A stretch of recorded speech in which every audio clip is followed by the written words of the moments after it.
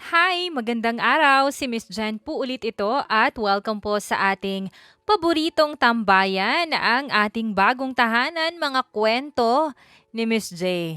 Ngayon nga isang panibagong kwento na naman ang ating sabay-sabay na mapapakinggan. Pero bago po yan ay babati muna tayo sa ating mga avid listeners.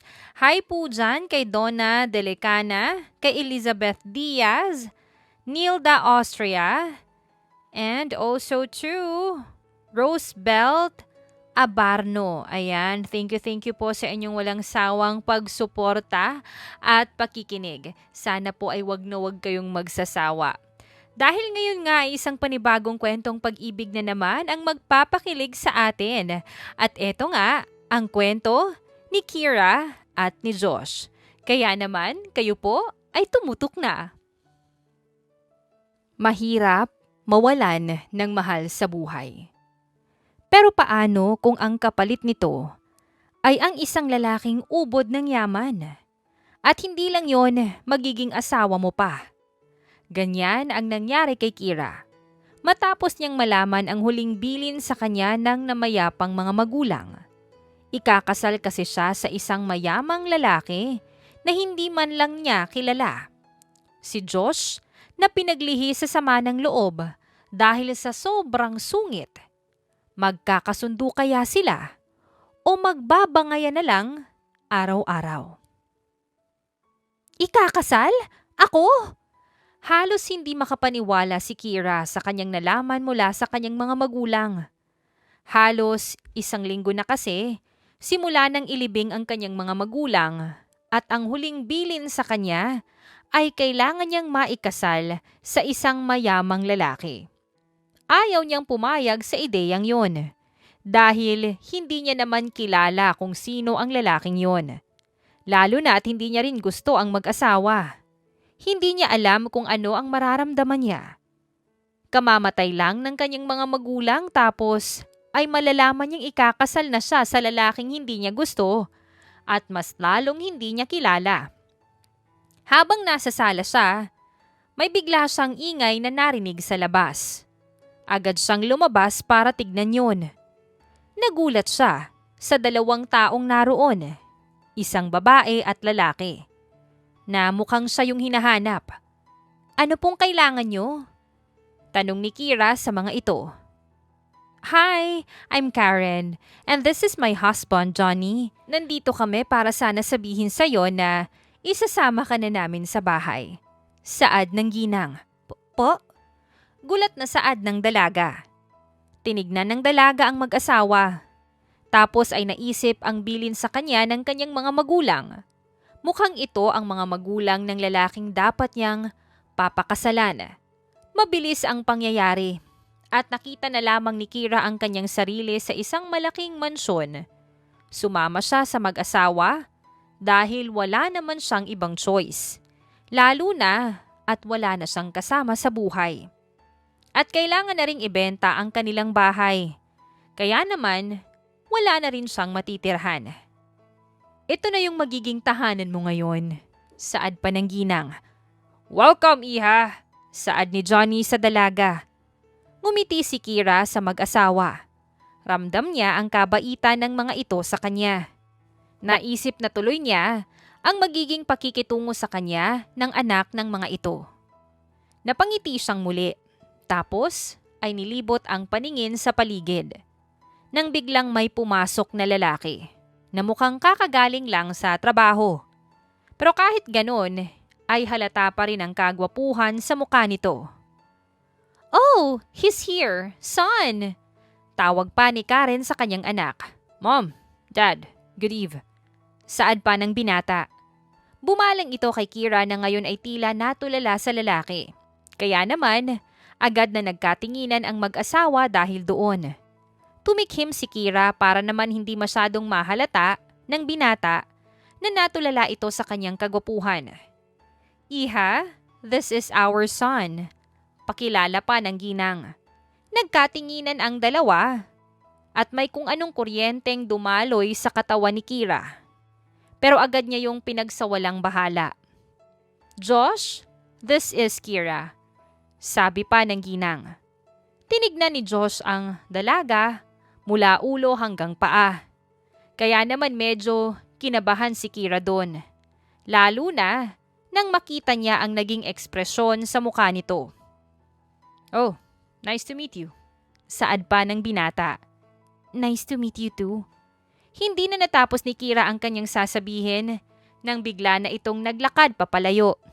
Umawang ang labi ni Kira sa ginawa ng binata. Mukhang masungit ang lalaki at hindi ito kapareha ng mga magulang nito na palangiti at mabait. Napailing si Kira habang nakatingin sa direksyong tinahak ni Josh. Para bang wala lang sa kanya ang presensya niya. Parang hangin lang siyang dumaan. Ang sungit naman. Mahinang bulong pa niya. Pero narinig pa rin yon ng mag-asawang Karen at Johnny. "Pasensya ka na, iha," sabi pa ni Karen habang bahagyang napapailing. Ganyan talaga si Josh, hindi lang sanay sa biglaang pagbabago. "Bata pa siya, pero seryoso na sa negosyo." Dagdag pa ni Johnny, sabay kindat na parang humihingi ng understanding. Ngumiti lang si Kira kahit medyo awkward. "Okay lang po." Pero sa loob-loob niya, wow ha, parang ako pa yung sumabak sa ibang planeta. Habang inaayos na ng mga kasambahay ang kwarto niya sa mansyon, hindi mapakali si Kira. Napakalaki ng bahay, malamig, tahimik, at halos hindi niya alam kung saan siya pupunta kung mawawala siya. "Ma'am Kira, dito po yung room niyo," sabi ng kasambahay. "Salamat po." Pagpasok niya sa kwarto, napailing siya ulit. Grabe, parang hotel na 5 stars. Pero kahit ganun kalaki at kaganda, may bigat pa rin sa kanyang dibdib. Parang hindi niya pa rin tanggap kung bakit siya nandito. Kinagabihan, habang pababa siya, para sana kumuha ng tubig, narinig niya ang boses ni Josh mula sa study room. "Mom, I told you, I don't need this arrangement." Malamig na sabi pa nito. Natigilan si Kira sa hagdan. "Josh, this was your grandfather's wish. And your father agreed." Mahinahong sabi pa ni Karen. "Hindi ko naman siya kilala." Napakagatlabi si Kira. "Ay, ako pala yun." Sandaling katahimikan hanggang sa narinig niya ulit ang boses ni Josh. Sa mas mababa at mas malamig. "And I don't plan to suddenly act like a husband to a stranger." Parang may tumama sa dibdib ni Kira. Dahan-dahan siyang umatras. Hindi na tinuloy ang paglapit sa kusina. Umakyat na lang siya ulit sa kwarto niya. Pagkasara ng pinto, napaupo siya sa kama. Stranger. Ulit niya sa kanyang sarili. Mapait ang ngiti. Ano ba naman yung expectation ko? Fairy tale? Bulong pa niya. Sabay buntong hininga. Pero kahit ganun, hindi niya maipaliwanag bakit parang may kirot sa sinasabi ng lalaki. Sumunod na araw, maaga siyang bumaba para maglinis ng kaunti sa sarili niyang gamit. Pero pagdating niya sa dining area, nandoon na si Josh, nakasuot ng corporate attire. May laptop sa harap at mukhang hindi natulog. Hindi man lang siya tinignan. Kumain lang ito ng tahimik. "Good morning." Mahina pa niyang bati. Simpleng sagot lang ni Josh. Hindi tumitingin sa kanya. Napailing si Kira.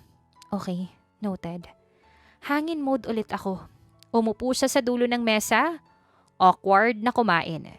Pero habang tahimik ang paligid, biglang nagsalita si Josh. Hindi nakatingin sa kanya. "Listen, I don't like this arrangement either." Natigilan si Kira. "I'm not here to make your life hard." Dagdag pa nito. "Just do your thing, I'll do mine." Tinignan siya ni Kira. Medyo napataas ang kilay. "So, parang housemates lang tayo?" Tanong niya. Half joke pero may konting inis. "If that's what makes it easier for you." Tapos bumalik na ulit sa laptop niya. Tahimik. Pero si Kira, hindi makapaniwala. Grabe ka naman. Bulong niya pero mahina lang. Hindi niya alam kung maiinis siya or matatawa. Pero sa loob ng katahimikan sa mansyon na yon, isang bagay ang malinaw. Hindi ito magiging simpleng arranged marriage. At ang lalaking Malamig na nasa harap niya ngayon, si Josh, ang siyang unang misteryong kailangan niyang unti-unting basahin. Gabi na naman sa mansyon. Tahimik ang buong paligid. Tanging ilaw lang ng poste sa garden ang nagbibigay ng liwanag sa labas.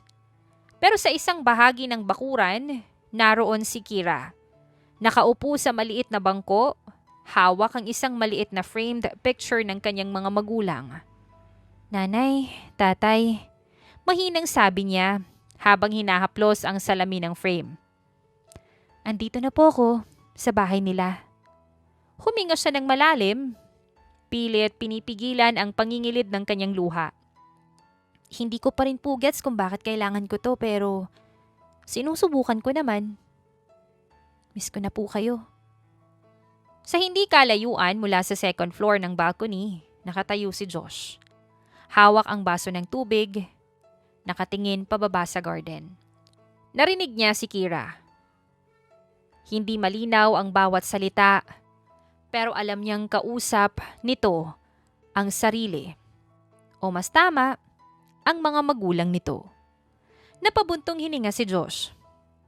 Ang ingay. Malamig niyang sabi sa sarili.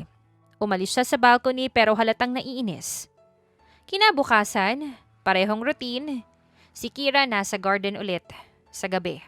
Si Josh, galing trabaho, pagod at gusto lang ng katahimikan. At tulad ng dati, nagpang-abot sila.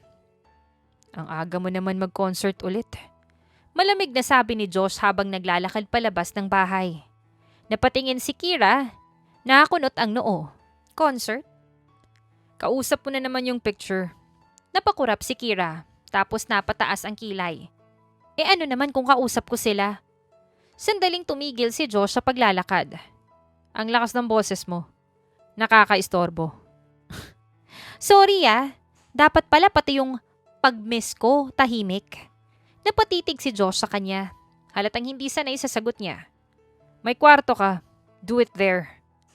May garden din naman tayo. Do I need permission to breathe outside? Balik agad ni Kira. Tahimik. Sandaling katahimikan na parang nag-uumpugang hangin. Tapos tumalikod si Josh. Whatever. Pero hindi doon nagtatapos. Sa mga sumunod na gabi, paulit-ulit ang eksena. Si Kira sa garden, kausap ang picture. Minsan umiiyak, minsan tumatawa, habang inaalala ang mga magulang niya. Si Josh laging dumadaan, laging may trabaho. Ang ingay mo, pwede bang hinaan mo? Hindi ba pwedeng sa loob ka na lang? At si Kira laging may sagot. Hindi ko naman alam na may soundproof pala yung mansion mo. Sorry hindi ko alam na allergic ka sa feelings. Baka gusto mong magpa-check up. Isang gabi, umuulan ng mahina. Malamig ang simoy ng hangin. Nasa garden si Kira, nakaupo pa rin. Basang kaunti ang buhok pero hindi umaalis. Yakap-yakap niya ang picture ng mga magulang niya. Nanay, tatay, pagod na po yata ako today. Mahina niyang sabi. Hindi niya napansin na may papalapit hanggang sa may tumigil sa likod niya. Si Josh, hindi nagsalita agad. Tumingin lang siya sa dalaga, sa basang balikat, sa mahigpit na hawak sa frame, sa tahimik na paghinga nito. Ilang segundo ay nagsalita ng malamig. Umuulan na, pasok ka. Hindi mo naman ako sinisigawan ngayon, diba? Hindi sumagot si Josh. Sandaling katahimikan tapos tumalikod siya. Just don't get sick. Hassle ka. Pero hindi na niya nilakasan ang boses niya. At sa gabing yon, habang papasok si Kira sa loob ng mansyon, napansin niyang hindi na ganun kalamig ang hangin at si Josh. Hindi na rin agad umalis sa may bintana. Pagpasok ni Kira sa mansyon, diretso siya sa hagdan. Basang-basa pa rin ang dulo ng kanyang damit at buhok. Pero hindi niya na inintindi. Sa loob ng kwarto niya, dahan-dahan niyang inilapag ang frame ng kanyang mga magulang sa mesa. Salamat po sa pagdamay niyo sa akin kanina. Nagpalit siya ng tuyong damit pero hindi siya makatulog agad. Paulit-ulit sa isip niya ang boses ni Josh. Hindi galit, hindi rin malamig tulad ng dati. Pero hindi rin mabait. umuwi ka na. Simple lang, pero kakaiba ang dating. Sa kabilang kwarto ng mansyon, si Josh naman ay nakatayo sa harap ng bintana. Tahimik ang buong paligid.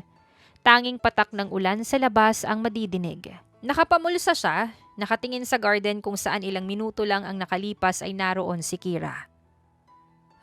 Ang tigas ng ulo. Bulong niya, pero hindi niya maipaliwanag kung bakit siya hindi basta umalis kanina. Bakit sa dami ng beses niyang narinig itong umiiyak doon, ngayon niya lang napansin na hindi lang ito ingay. Kinabukasan, mas maaga si Kira sa garden. Hindi niya inaasahan pero paglabas niya, nandoon na si Josh. Nakasandal sa puno, may hawak na tablet, mukhang galing sa meeting. Wow, sunrise meeting? Tanong niya, half joke. Wala akong pake kung anong oras ka maingay. Sagot pa ni Josh, hindi tumitingin.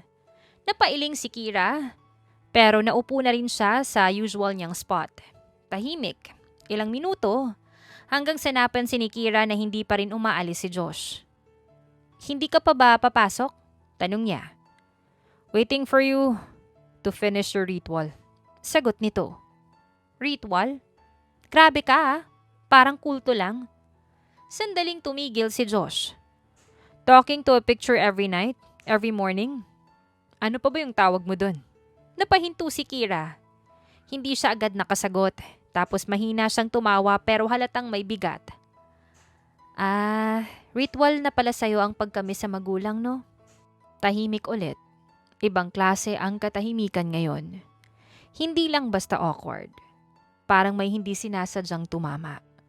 Dahan-dahang tumingin si Josh sa kanya. Hindi ko sinasabi na mali. Napakurap si Kira. Pero hindi ka rin pwedeng tumambay dito araw-araw na parang hindi ka nagagalaw sa buhay mo. Napahigpit ang hawak ni Kira sa frame. Paano kung dito lang ako kumakapit? Mahinahong sagot niya. Sandaling hindi nagsalita si Josh, parang nag-iisip. Tapos biglang tumalikod. Then you're going to be stuck here forever. Natigilan si Kira. Pagkaalis ni Josh, naiwan siyang tahimik sa garden. Hindi niya alam kung bakit mas masakit yun kesa sa lahat ng ingay na narinig niya dati. Pero hindi niya alam habang papalayo si Josh pabalik sa mansyon. Bahagya siyang huminto sa may pintuan. Saglit siyang lumingon sa garden. Annoying. Bulong niya. Pero sa pagkakataong ito, hindi natunog inis lang ang laman ng boses niya. Kinabukasan, maaga na naman si Kira sa garden. Pero ngayon, hindi na niya agad binuksan ang picture ng mga magulang niya. Nakatingin lang siya sa maliit na dahon na nababasa ng hamog. Parang iniisip kung magsasalita ba siya ulit or mananahimik na lang. Hanggang sa may dumating na naman na pamilyar na presensya. Ang aga mo? Mas maaga ka. Umupo si Josh sa upuang malapit. Hindi pa rin tumitingin sa kanya. May hawak na tablet pero hindi rin nagtatype. Hindi ka ba pagod? Bakit? Wala lang. Mukha ka kasing laging galit eh. I'm not. Ano ka? Default face mo lang yan. Ang kulit mo. Mahinang sabi niya, halos pabulong. Ngayon mo lang napansin. Tahimik ulit pero hindi na kasing bigat ng dati. Hanggang sa napatingin si Josh sa kamay ni Kira. Hindi ka pa rin bumibitaw dyan. Hindi naman kailangang bitawan yung mga taong mahal mo. Pero kailangan mong matutong mabuhay kahit wala na sila. Madali lang sabihin. Akala niya aalis na si Josh gaya ng dati. Pero hindi. Hindi ka ba papasok? Hindi pa. Bakit? Wala lang. Hindi nagsalita si Kira. Pero napansin niya, unang beses, hindi umalis si Josh kahit tapos na ang dahilan ng paglabas niya. Maya-maya tumayo si Kira. Alam mo, kung gusto mo talagang tahimik, pwede ka namang matulog ng maaga. Hindi ako bata. Hindi ko sinabi. Parang sinabi mo. Ang defensive mo naman. Tumayo si Josh, akmang aalis na pero bago pa siya makaalis, huminto siya. Hindi nakatingin kay Kira. Hindi ka na masyadong maingay ngayon. Natigilan si Kira tapos ngumiti. Progress yan ah. Hindi na sumagot si Josh pero sa pagkakataong yon, Hindi na rin siya umalis agad.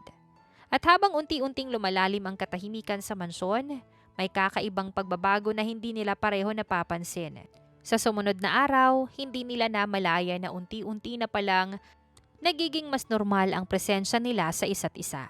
Hindi pa rin yung sweetness, malayo pa sa ganon. Alam mo ba, hindi yan tamang paraan ng paghawak ng tablet, sabi ni Kira habang nakatingin kay Josh na parang may ginagawang mali sa kitchen counter. Hindi na lang siya nilingon ni Josh. I'm working. Mukhang nagre-rage quit ka na sa buhay mo eh. What did you say? Wala. Observation lang. Ilang minuto lang nasa dining area na sila. Tahimik dapat ang almusal pero hindi sa kanila. Ang dami mong kinukuha. Food is food. Hindi ka ba marunong mag-portion control?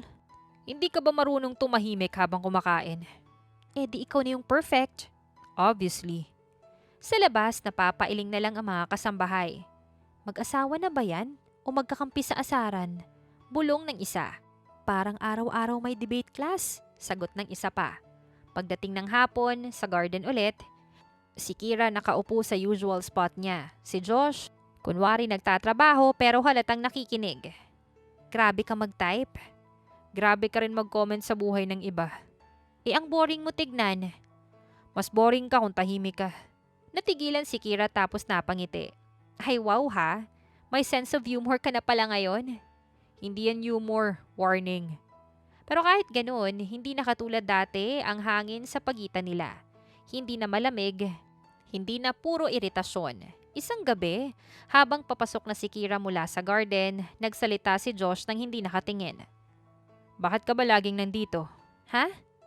Sa garden tuwing gabi. Dito kasi parang hindi masyadong mabigat.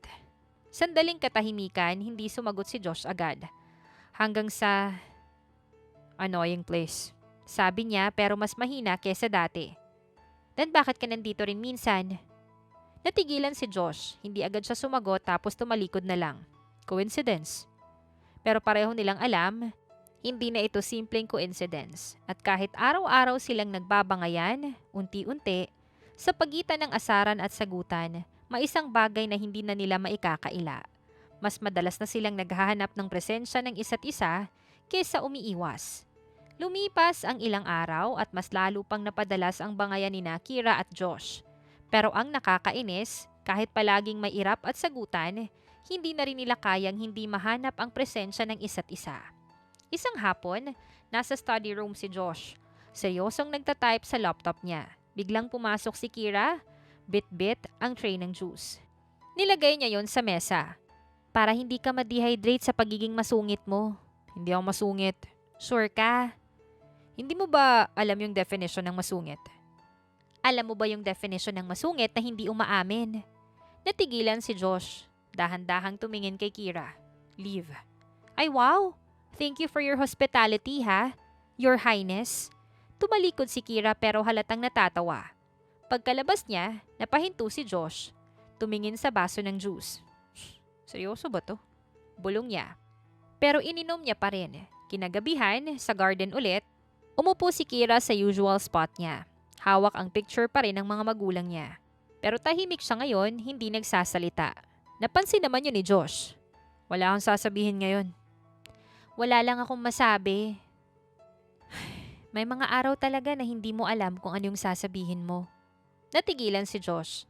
Hindi siya sanay sa ganitong version ni Kira. Hindi yung pilya, hindi yung palaban. Ganun talaga. Ganun talaga, no? Yung wala kang masabi. Ang lalim mo ngayon, ah. May update ka ba? Wala. Halata. Sandaling katahimikan ulit pero hindi na awkward. Alam mo, akala ko dati sobrang lamig mo. Hindi sumagot si Josh. Pero hindi ka pa rin warm ha. Good. Pero, hindi ka na ganun kalamig ngayon. Sandaling katahimikan pero pati hangin huminto. Tumikhim si Josh. Don't overthink.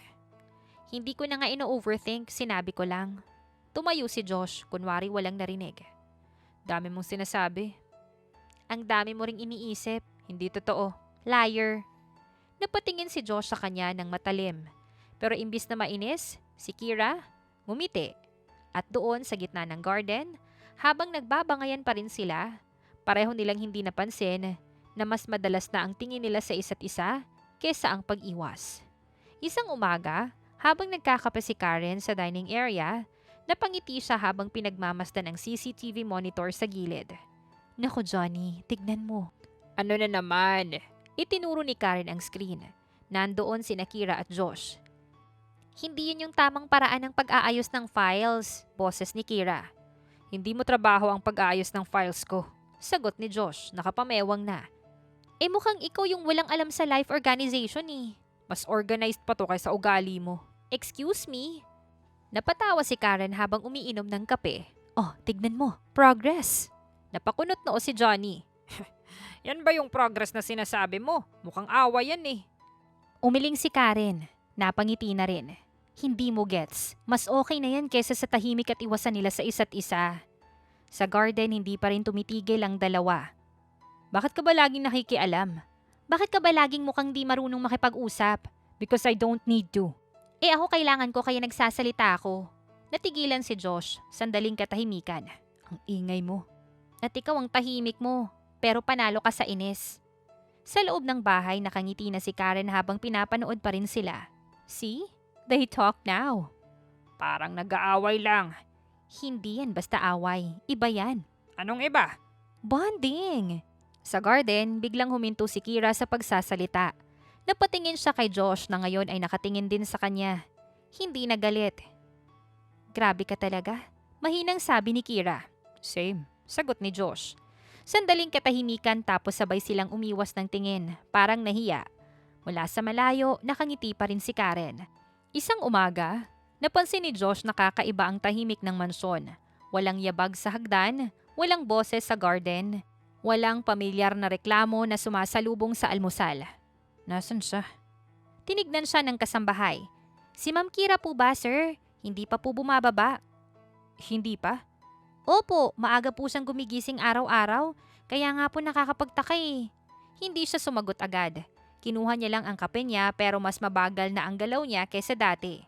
Sa kwarto naman ni Kira, mahinang kumatok si Josh. Hoy, walang sagot. Kira, wala pa rin. Mas nilakasan niya ang pagkatok. Kira, open the door. Sa loob, si Kira ay nakabalot ng kumot.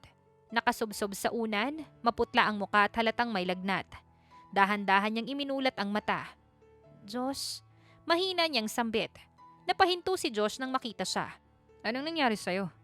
Malamig pero halatang may pag-aalala sa boses. Wala, siguro napagod lang. Napagod ka sa ano? Sa pag-arte mong palaban araw-araw. Ang galing mo pa ring mang-asar kahit may sakit ako. Sandaling katahimikan tapos bumuntong hininga si Josh. Ang tigas mo talaga. Lumapit siya at tinignan ang noo ni Kira. Ang init. Ay wow, doktor ka na ngayon. Mahinang biro pa ni Kira, tumahimik ka. Lumabas si Josh ng kwarto. Pagbalik niya, may dalang tubig at gamot. Inilapag niya sa bedside table. Uminom ka. Boss, bakit ah? Pwede kitang palitan ng kasambahay kung gusto mo. Grabe ka talaga. Pero kinuha niya pa rin ng tubig. Umupo si Josh sa gilid ng kama, nakatingin lang kay Kira na umiinom ng gamot. Bakit hindi ka bumaba kanina? Natigilan si Kira. Ayokong maingay.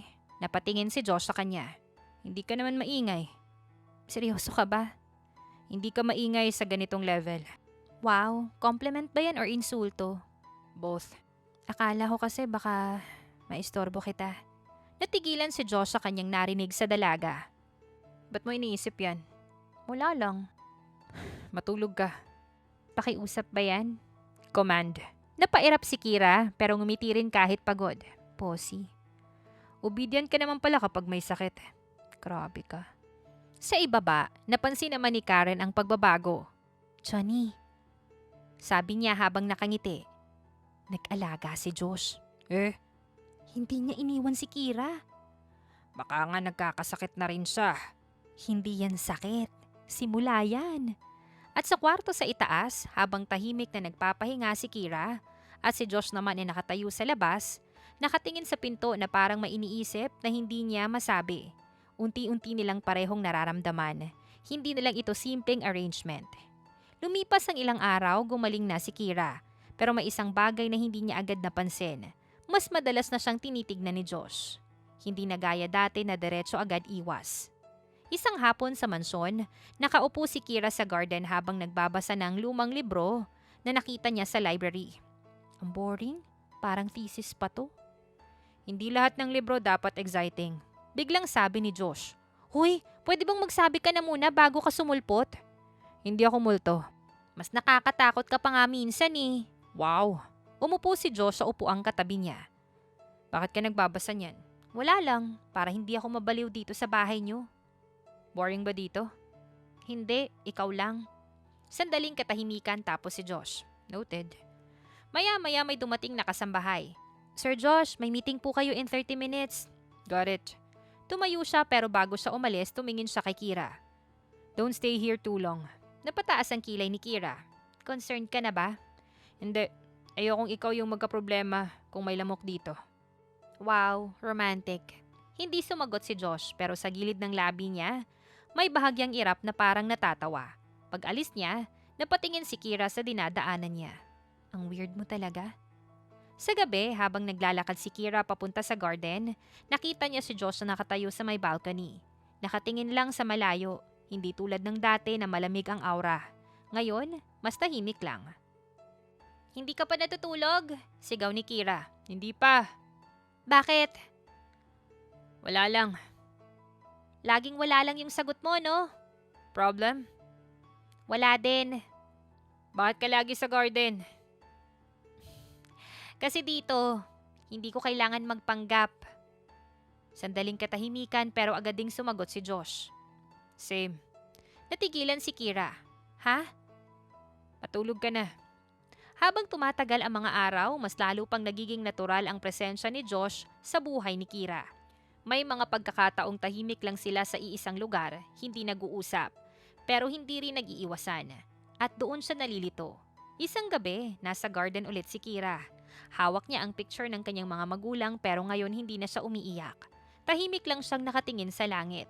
May kung anong bigat sa kanyang dibdib na hindi niya maipaliwanag. "Ang dami mo na namang iniisip." Narinig niyang pamilyar na boses. "Ikaw talaga? Expert ka sa pagsulpot ng walang paalam." "Sanay ka na." "Hindi pa rin nakaka-adapt yung utak ko sa ugali mo." "Good." Biglang nagsalita si Kira na hindi pa rin nakatingin sa kanya. "Josh?" Parang may gustong lumabas sa lalamunan niya pero hindi niya mapilit. "Wala." "Then don't say my name like may sasabihin ka." "Ang arte mo." "Ang init ng ulo mo ngayon." "Hindi ah." "Liar." "Ang lakas mong magbasa ng tao." "Hindi mo lang alam." Sandaling katahimikan hanggang sa tumayo si Josh. "Pasok ka na." "Bossy mo talaga." "Umuulan na naman." Napatingin si Kira sa langit. Tama siya pero bago siya tumayo, napahinto siya. Tumingin siya kay Josh, matagal, mas matagal kaysa dati. Pero agad niyang iniwas ang tingin nang tumayo siya. "Dami mong alam sa buhay ko."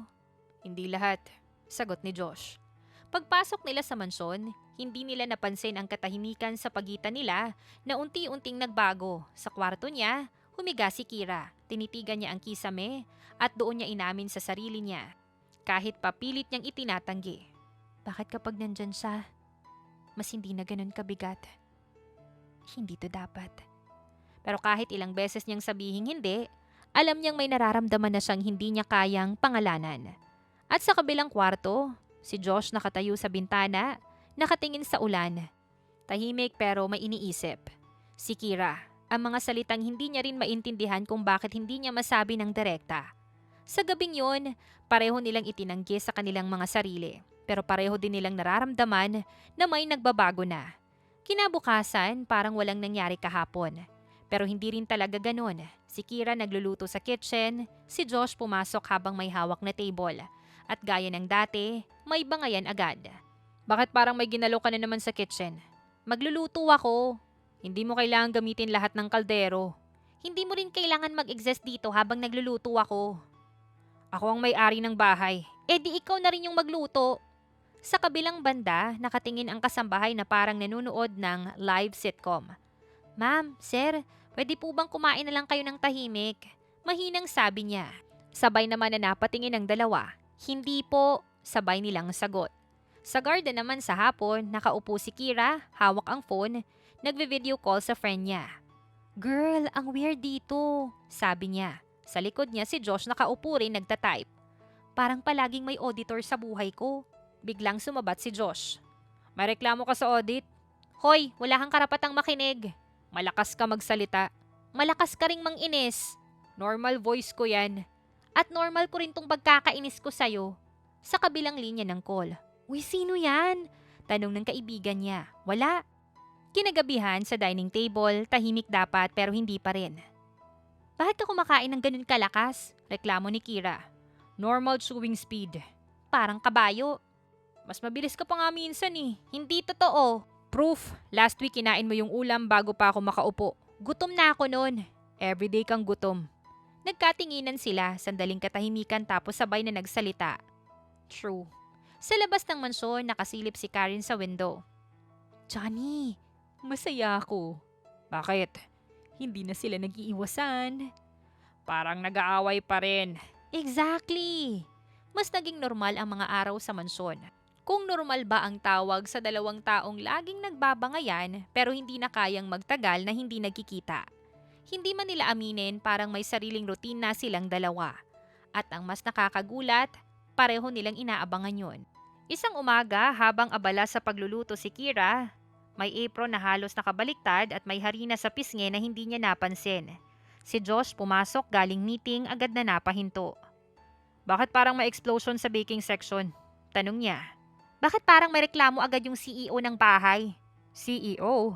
Oo, kasi ikaw ang boss ng pagiging masungit dito. Napailing si Josh.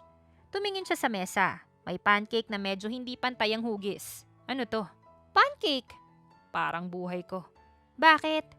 Hindi pantay. Natigilan si Kira tapos tumawa ng malakas. Grabe ka! Self-roast ka na ngayon natatawang saad ng dalaga. Sandaling katahimikan tapos si Josh kumuha ng tinidor at tumikim ng pancake. Masarap? Pwede na. Pwede na. Hindi ako chef mo. Hindi ka rin masungit kritiko. At doon naman nagsimula ang asaran. Kinagabihan umuulan na naman. Si Kira nasa garden pa rin. Kahit basa na ang dulo ng buhok niya, hawak niya ang picture ng mga magulang niya pero ngayon hindi na siya umiiyak. Si Josh naman lumabas, may dalang payong. Uuwi ka ba or gusto mong maging palaka? Ang romantic mo Binuksan ni Josh ang payong, natigilan si Kira. Pero habang naglalakad sila pabalik sa mansyon sa ilalim ng nag-iisang payong, medyo nagkakadikit ang kanilang balikat. Sa loob ng mansyon, napansin ulit ni Karen ang eksena. Johnny, tignan mo. Magkaaway pa rin sila. Magkatabi na. Same difference. Progress pa rin yan. Sa taas ng hagdan, habang nagtatanggal si Kira ng jacket niya at si Josh ay nag-aayos ng payong, sandali silang nagkatitigan. At kahit pareho silang hindi kayang aminin sa gitna ng bangayan, asaran at awkward na katahimikan, unti-unti na silang nahuhulog sa presensya ng isa't isa, na parang hindi na nila kayang balikan ang dating stranger na buhay nila. Mas lalong naging magulo pero sanay ang buhay sa mansyon. Kung dati tahimik ang lugar, ngayon ay parang may permanenteng debate club session araw-araw. Sa kwarto ni Kira, humiga siya sa kama pero hindi agad makatulog. Napangiti siya sa kisame. Ang weird talaga niya. Tapos tumigil. Pero bakit parang mas okay na ganito? Sa kwarto ni Josh, nakaupo siya sa desk, hindi naka-open ang laptop, nakatingin lang sa hangin. Ang ingay niya talaga. Pero tahimik masyado kapag wala siya. Natigilan naman siya sa kanyang sariling sinabi. Isang gabi, umuulan ng mahina. Basang-basa ang paligid, malamig ang hangin at tahimik ang mansyon. Si Kira nakaupo sa bangko, basang kaunti ang buhok pero hindi umaalis. Parang sanay na siya sa ulan o ayaw niya lang talagang pumasok. Hanggang sa mayabag siyang narinig. Alam ko na ikaw yan. Obvious ba? Bakit ka nandito? Same question. Josh, mahinang tawag ni Kira. Hindi agad siya nagsalita. Wala. Biglang sabi niya. Ang weird ko lang talaga siguro. Tumingin si Josh sa kanya. Hindi ka weird. Ano? Sanay ka lang na maging mag-isa. Parang may tumama sa kanyang dibdib. Hindi mo naman ako ganun kakilala. Kilalang kilala kita. Ha? Mas kilala kita kaysa sa iniisip mo. Sandaling katahimikan ulit. Umuulan pa rin. Kaya mo ba yung sabihin ng hindi natatakot? Hindi ako natatakot. Hindi na nagsalita si Josh. Sa halip, tumingin siya sa kanya. Matagal, parang may hinahanap. Parang may gustong gawin pero pinipigilan. Si Kira naman hindi rin umiwas. At sa unang pagkakataon, hindi na bangayan ang namagitan sa kanila, kundi tensyon na hindi nila maintindihan hanggang sa unti-unting lumapit si Josh. Natigilan si Kira. Josh, saad niya pero hindi siya umatras. Hindi rin siya gumalaw. At sa sandaling yon, hindi na nila napigilan ang pagitan nila. Isang biglaang galaw, isang paglapit na nauwi sa isang halik na pareho nilang hindi inaasahan. Nanigas silang pareho, parang mundo mismo ang huminto. Paghiwalay nila, parehong natigilan. Hindi agad makapagsalita. Anong hindi niya matapos ang sasabihin? Si Josh napatingin sa ibang direksyon. Wala. Sandaling katahimikan, mas awkward kesa lahat ng bangayan nila sa mansyon. Wala. Ulit ni Kira. Wala. Hindi ko sinasadya. Ako ba sinadya ko? Hindi ko rin sinabi na sinadya mo. Ano yun? Bumagsak lang yung lips natin. Technically. Wag mo nang ituloy. Grabe ka. Grabe ka rin. Kalimutan na lang natin to. Agreed.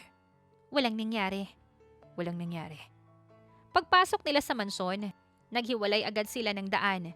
Si Kira diretso sa kanyang kwarto, si Josh diretso sa study room. Parehong mabilis ang pagkilos, parehong hindi tumitingin, parehong parang may multong humahabol sa kanila. Walang nangyari. Pero bakit parang ang ingay ng dibdib ko? Ang inis ko sa kanya, bakit ganito? Walang nangyari. Pero bakit hindi mawala sa isip ko? Damn. Isang hapon, tahimik ang mansyon. Yung klaseng tahimik na parang may masamang balitang nakabitin sa hangin. Si Kira, papunta sana sa garden, medyo maaliwalas pa ang isip niya kahit papano. Iniisip pa rin niya ang nakaraang araw. Hindi niya maintindihan kung bakit pero kahit pilit niyang itinatanggi, mas madalas bumabalik sa isip niya si Josh. Ang gulo talaga ng utak ko. Hanggang sa napahinto siya, may narinig siyang boses. Josh, kailangan mo nang sabihin sa kanya habang maaga pa. Seryosong sabi ni Johnny. Hindi na pwedeng patagalin to. Dagdag pa ni Karen. Dad. Boses ni Josh medyo mabigat. Wala na tayong choice. Ang utang ng pamilya niya hindi natin basta-bastang pwedeng i-ignore. Binili natin yung utang para matulungan sila. At bilang kapalit. Tapos ang boses ni Karen mas mahina. Kasama siya sa kasunduan. Lahat ng to para masettle ang utang ng pamilya niya. Pinili. Utang. Kasunduan. Hindi agad pumasok sa isip niya ang buong kahulugan pero ramdam niya agad ang bigat nito sa kanyang dibdib. Hindi mo pwedeng itago yan habang lumalalim pa yung emosyon niya, sabi ni Johnny. Josh, mas lalo lang siyang masasaktan kapag huli na. Tapos boses ni Josh. I know. Natigilan si Kira. Parang may malamig na kamay na humawak sa puso niya. I know. Alam niya. Alam niya pala lahat. Biglang naglaho ang mga alaala sa isip niya. Yung mga ngiti, yung bangayan, yung pag-alaga nung nagkasakit siya, yung halik na pilit niyang sinasabing walang nangyari. Pero ngayon, parang lahat nagkaroon ng ibang kulay. Josh, ano? Tonight, sasabihin ko. Sagot ni Josh. Hindi na nakinig pa si Kira.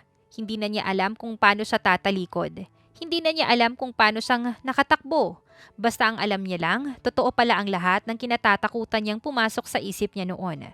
Pagdating niya sa kwarto, sinarado niya agad ang pinto. Sandali siyang nakatayo lang doon, parang hindi makahinga, parang hindi makagalaw. Hindi. Pero bumalik ulit sa isip niya ang mga salitang narinig niya.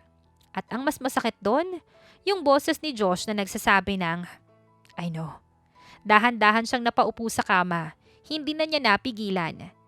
Ang tanga ko. Ang tanga-tanga ko. Napaiyak na siya ng tuluyan. Hindi dahil sa galit lang, kundi dahil sa lahat ng paniniwala niya na unti-unti niyang binuo.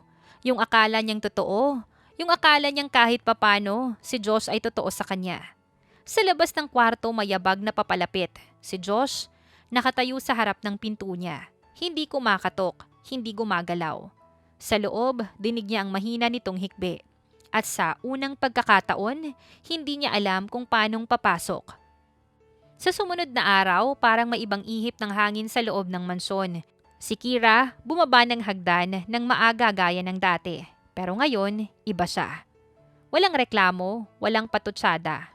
Diretso lang siyang naglakad papunta sa dining table, umupo at tahimik na uminom ng tubig. Napatingin agad ang mga kasambahay sa isa't isa. Dumating si Josh ilang minuto lang ang lumipas at agad niyang napansin, hindi siya sinalubong nito ng usual na banat. Hindi siya tinignan na may halong inis. Umupo si Josh sa kanyang tapat.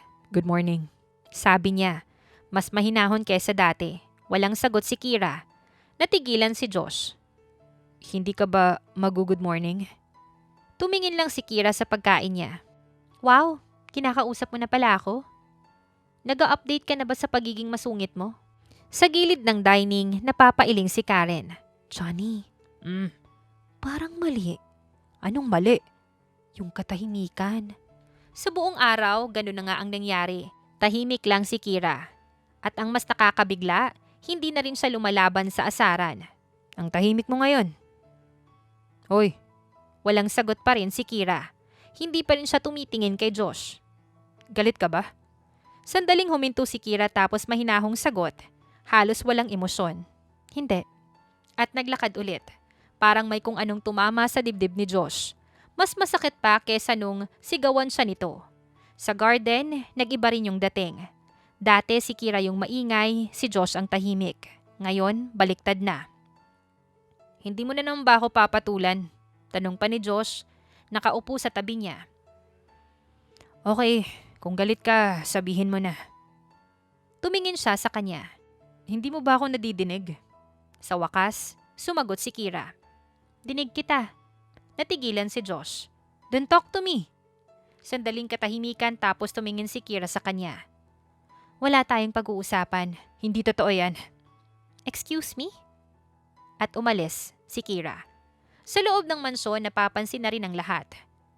"Hindi na po sila nag-aaway," sabi ng kasambahay. "Mas nakakakabayan," sagot naman ng isa. Sa kwarto ni Kira, sinarado niya ang pinto at doon bumagsak ulit ang maskara niya. "Ang galing mo." Mahinang bulong niya. "Akala ko totoo." Pinunasan niya ang luha niya agad, parang ayaw niyang magtagal. Parang ayaw niyang aminin kahit sa kanyang sarili. Sa kabilang kwarto, si Josh naman ay nakatayo sa bintana. Tahimik. Damn. Hindi niya alam kung paanong aayusin. Hindi niya alam kung paanong babawiin. Pero isang bagay ang malinaw sa kanya ngayon. Hindi na normal ang katahimikan ni Kira. At mas nakakatakot yon kaysa sa lahat ng bangayan nila noon. Lumipas ang ilang araw ng katahimikan sa mansyon, yung klase ng katahimikan na hindi na komportable. Hindi na rin payapa. Hanggang sa isang gabi, tinawag silang lahat sa living room. Si Karen, si Johnny, si Josh at si Kira. Tahimik ang paligid, nakaupo si Kira sa sofa, nakayuko habang si Josh ay nakatayo malapit sa bintana. Halatang hindi mapakali. Si Karen ang unang nagsalita. "Iha, may kailangan kaming linawin sa'yo." Dahan-dahang tumingala si Kira, huminga ng mas malalim. "Alam ko na po." Diretsong sabi niya. "Alam mo?" Tanong ni Johnny. Tumango si Kira. "Narinig ko po kayo, yung usapan niyo, tungkol sa utang. Nabinili ako, naparte ako ng kasunduan." "Hindi ko sinadyang makinig," dagdag pa niya. "Pero narinig ko po ang lahat." Tahimik. Kahit si Josh, hindi agad nakapagsalita. Si Karen agad yung lumapit sa kanya. "Iha, hindi ganun ang Ma'am Karen. Totoo po ba?" Sandaling katahimikan. Si Johnny na ang sumagot na may mabigat na boses. "Oo. Totoo na noong una ginamit namin ang sitwasyon para matulungan ang pamilya mo at para masettle ang utang." Napayuko si Kira, parang may kumirot sa kanyang dibdib. Pero mas mabilis na nagsalita si Karen, mas malambing ang tono. "Pero hindi na ganun, Kira." Tumingin si Kira sa kanya, puno ng sakit at pagdududa. "Hindi na namin kayo tinitignan bilang obligasyon. Nung nakilala ka namin, nagbago lahat." Tumingin si Kira kay Josh, parang doon siya naghahanap ng sagot. Si Josh, sa unang pagkakataon hindi umiwas. Lumapit siya. "Kira." Mahinang tawag niya. Natigilan siya. Sorry. Diretsong sabi ni Josh. Parang lahat ng pagiging malamig niya noon, biglang bumigat sa boses niya. Dapat sinabi ko agad sa'yo. Hindi ko dapat hinayaan na umabot sa punto na masaktan ka. Napahigpit ang hawak ni Kira sa damit niya. Pero hindi pa doon natapos si Josh. Tumingin siya ng diretso sa kanya. At, oo. Totoo yung nararamdaman ko. Natigilan si Kira. Parang huminto ang oras. Hindi na ito tungkol sa arrangement. Dagdag pa ni Josh. Hindi na ito tungkol sa kasunduan. Lumunok siya. At kung may isang bagay na sigurado ako, humakbang siya papalapit. Mahal kita, Kira. Katahimikan. Hindi umiwas si Kira. Pero halatang naguguluhan ang buong mundo niya sa sandaling yon. Si Karen agad na pahawak sa kamay niya. Iha, totoo yan. Hindi ka na kailanman ginamit. Mahal ka na namin. Tumango si Johnny. Tanggap ka namin hindi dahil sa utang, kundi dahil ikaw na si Kira. Si Kira hindi agad nakasagot. Parang sabay-sabay bumalik ang lahat ng emosyon. Galit, sakit, pagdududa, at sa gitna ng lahat ng yon, si Josh, dahan-dahan siyang tumingin dito. Bakit ngayon lang? Napayuko si Josh. Dahil duwag ako. Akala ko mas madali kung mananahimik ako kaysa masaktan kita. Pero mas lalo lang kitang nasaktan. Si Kira, nangingilid ang luha. Akala ko, laro lang lahat. Agad umiling si Josh, hindi. Lumapit pa siya ng kaunti. Hindi kailanman laro. Sandaling katahimikan. At doon, sa harap ng mga taong naging parte ng magulong simula ng lahat, unti-unting bumigay si Kira. Hindi dahil sa kasunduan, hindi dahil sa utang, kundi dahil sa lahat ng totoo na hindi niya kayang itanggi. Ang gulo niyo. Mahinang sabi niya, nanginginig ang boses. Napahinga ng malalim si Josh. Sorry. Tumingin si Kira sa kanya. Matagal. Tapos kahit luha ang bumabagsak sa mata niya, mahina siyang nagsalita. Ang galing mong magsabi ng sorry. Ngayon lang. Napahinga si Josh.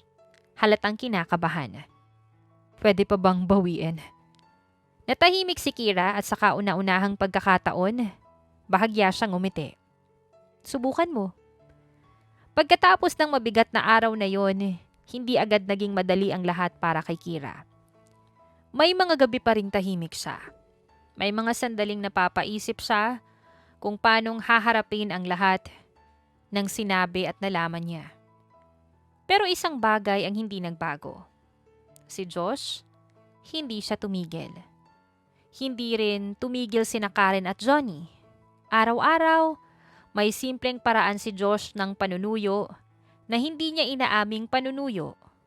Minsan, simpleng kape na eksaktong tamang timpla. Hindi ka pala mahilig sa sobrang tamis.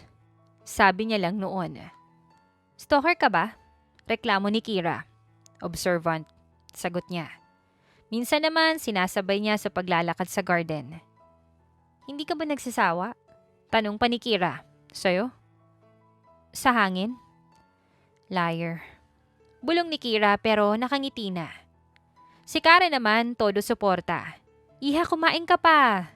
Laging alok nito sa kanya. Parang ako na po yung anak niyo natatawang sagot ni Kira. Mas mabait ka pa nga sa anak ko sagot ni Karen sabay tingin kay Josh. Mom! Si Johnny naman tahimik pero palaging may paalala. Josh, wag mong guluhin si Kira. Hindi ko siya ginugulo. Anong tawag mo dyan? Communication. Hanggang sa unti-unti, bumalik ang dating Kira. Hindi na siya tahimik dahil sa sakit, kundi dahil sa kapanatagan. At si Josh, hindi na malamig. Hindi na rin palaging seryoso, mas madalas na siyang marunong umiti. Isang gabi, sa garden kung saan nagsimula ang lahat ng bangayan at pagkalito, nakatayo silang dalawa. Kira, hindi na to arrangement sa akin. Natigilan si Kira. Tumingin siya sa binata. Hindi ko na rin tinitignan to as obligation. Kung hindi, choice ko. Sandaling katahimikan. Ang late mo namang magsalita. Napangiti si Josh. Pero ngayon, tama na. At sa mga sumunod na araw, hindi na lang panunuyo ang nangyari, kundi pagbubuo ulit ng tiwala. Hanggang isang araw, si Josh maagang umalis ng mansyon. Hindi sinabi kung saan pupunta. Nasaan si Josh? Tanong pa ni Kira. Umalis po siya, ma'am. Hindi mapakali si Kira buong araw. Hanggang sa hapon dumating si Josh, may dalang bulaklak. Saan ka galing? Sa isang lugar na matagal ko nang dapat pinuntahan. Anong ibig mong sabihin? Sa puntod ng mga magulang mo. Natigilan si Kira. Josh, humingi ako ng pahintulot. Tumingin siya ng diretso kay Kira. Hindi bilang utang, hindi bilang kasunduan, kundi bilang lalaking humihiling na maging parte ng buhay mo. Sandaling katahimikan at sa unang pagkakataon, hindi na si Kira umiwas. Lumapit siya ng dahan-dahan. Ang dami mong pa-effort. Mahina pa niyang sabi. Nanginginig ang ngiti. Worth it, sabi pa ni Josh. At sa gitna ng hangin ng garden, unti-unti silang naglapit ulit. Hindi na dahil sa kasunduan, hindi na dahil sa utang. Pareho na nilang alam na hindi na sila basta arranged marriage, kundi dalawang taong piniling mahalin ang isa't isa. Lumipas ang ilang linggo, matapos ang pagpunta ni Josh sa puntod ng mga magulang ni Kira, mas naging mahinahon ang lahat. Hindi na ganun kalakas ang bangayan, pero hindi rin nawala ang lambingan na palaging nakatago sa asara nila. Parang unti-unting naging tahimik na normal ang buhay sa mansyon. Yung normal na may kasamang tinginan, konting ngiti, at mga salitang hindi na kailangan pang ipilit. Hanggang sa isang gabi, bakit parang ang daming tao sa garden? Tanong ni Kira habang pababa. Birthday party daw ng kasambahay. Casual na sagot pa ni Josh. Ha? Bakit sa garden? Hindi ba pwedeng sa loob? Fresh air. Suspicious. Paranoid ka. Pero pagdating nila sa garden, natigilan si Kira. Hindi ito simpleng party. May ilaw na nakasabit sa mga puno, may maliit na lantern sa paligid, may mesa na nakaayos ng maayos at mga bulaklak na pamilyar sa kanya. At sa gitna, si Josh, nakatayo, nakatingin sa kanya. Josh? Mahinang tawag ni Kira. Isa-isang nag-back out ang mga kasambahay, pati na rin sina Karen at Johnny, na nakangiti habang papalayo. Enjoy! Bulong pa ni Karen bago tuluyang umalis. Napalingon si Kira kay Josh. Anong nangyayari? Huminga ng malalim si Josh. Hindi to birthday party. Lumapit si Josh ng dahan-dahan. Alam mo ba, hindi ako magaling sa ganito. Sa ano? Tanong pa ni Kira, naguguluhan. Sa pagpapaliwanag ng nararamdaman. Wow, improvement. Pero hindi tumawa si Josh. Sa halip, tumigil siya sa harap niya. Diretso ang tingin. Kira, simula nung dumating ka sa buhay ko, magulo na lahat. Hindi ako sanay sa ingay. Hindi rin ako sanay sa biglaan. Pero sa'yo, parang doon ko naintindihan na may buhay pala na hindi puro control. Hindi ko alam kung paano ko sisimulan itong ng perfect. Sandaling tumigil siya. Tapos dahan-dahan siyang lumuhod. Natigilan si Kira. Josh. At kahit hindi perfect yung simula natin, gusto kong ikaw pa rin yung maging ending ko. Tahimik, parang huminto ang oras ng mga sandaling yon. Hindi kita minahal dahil sa arrangement. Hindi dahil sa obligasyon. Minahal kita dahil sa mga araw na kahit galit ako sa'yo, hindi ko pa rin kayang hindi hanapin kung nasan ka. Diyos, mahinang sabi niya. Will you marry me? Sandaling katahimikan. At si Kira, dahan-dahan siyang lumuhod din sa harap niya. Grabe ka. Ang OA mo. Natigilan si Josh. So, no? Hindi. Hindi no. Huminga siya ng malalim. Oo. Parang biglang sumabog na sa saya ang paligid. May nagpalakpakan mula sa malayo. May sigaw ng kilig mula sa mga kasambahay na hindi na nakapagpigil. Sa wakas! Nakahuli din si Sir! Napatawa si Kira habang umiiyak. Ang ingay niyo! Sigaw niya. Si Josh naman, nakangiti na ngayon. Hindi pa rin makapaniwala. Did you just say yes? Oo nga. Ang kulit mo. Ang slow mo. Tumayo si Josh at hinila siya ng mahina. Hindi na to arrangement. Ngumiti si Kira. Matagal na. Lumipas ang mga buwan at ang mansyon na dati ay puno ng bangayan at asaran ay napalitan ng abalang paghahanda. Sa isang garden venue, puno ng puting bulaklak, ilaw at mga taong naging saksi sa simula ng magulong kwento nila. Nandun sina Karen at Johnny, hindi mapigilang mapangiti habang pinapanood ang lahat. Johnny, tignan mo, umabot din sa ganito. Hindi ko akalain na yung dalawang puro bangayan. Sila pala ang pinakatamang magkatuluyan. Sa loob ng preparation room, si Kira nakatingin sa salamin, nakasuot ng wedding gown, nanginginig ang kamay niya habang inaayos ng mga kasambahay ang veil niya. Ma'am Kira, ang ganda niyo po. Parang ang bilis ng lahat. Mahina niyang sabi. Sa kabilang gilid, si Josh naman, inaayos ang suit niya. Tahimik siya pero hindi kalmado. Josh, kinakabahan ka ba? Tanong ng best man. Tumingin si Josh. Hindi. Actually, oo. Tumugtog ang musika. Lumabas si Kira, parang huminto ang lahat. Nakatingin si Josh sa kanya habang dahan-dahan siyang naglalakad papunta sa kanya. Hindi niya maipaliwanag ang nararamdaman niya. Hindi ito yung arrangement. Hindi ito yung kasunduan.